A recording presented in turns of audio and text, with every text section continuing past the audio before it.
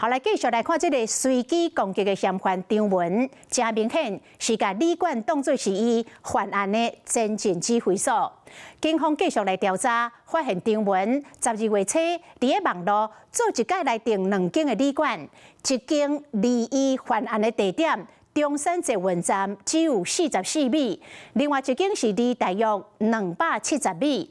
这间距离较远的旅馆，伊是准备12月25耶诞节才要入去住。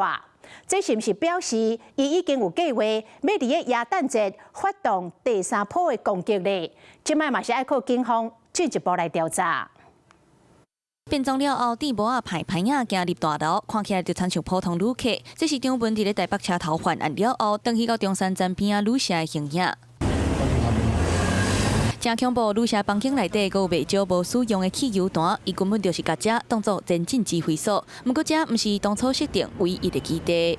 警方持续查张文12月初不止订了1间旅馆，甚至在同时间也在订房网站上面再下订另外1间旅馆，地点也在中山站附近。正拄好，这间旅社伫咧7年前嘛，发生相似命案。那订房的日期选伫咧25到27，就是耶诞节，订到的搁较热闹，搁较侪人。张文的计划，互人心惊胆吓。张文的犯案计划书定完成了后，伫咧网络顶悬订2间旅社，一间是17到19，伫咧中山站边仔的旅社，另外一间是伫咧台东区，2间旅社差不多250公尺，行路只要3分钟。同款拢是我中山商圈，不过后续网络订房的旅客拢无过。张文最后是用现金带伫咧中山站边仔一间。持续针对张贤的金流跟相关犯罪工具的来源进入深入的追查。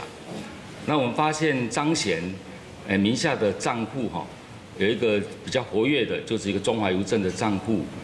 不过，伊无透露哪有现金来订旅社，口座有一条新币的3985块引发关注。警方掌握这条钱其实是张文伫咧13下晡4点外，家己去寄邮局，因为订房旅客拢无过，3点钟了后，佮把钱领出来用现金。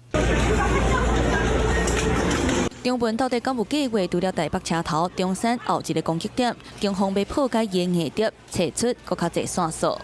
Hello， 我是庄慧琪。想要抢先掌握最及时的新闻资讯吗？赶快订阅、按赞、开启小铃铛，锁定华视新闻 YouTube 频道。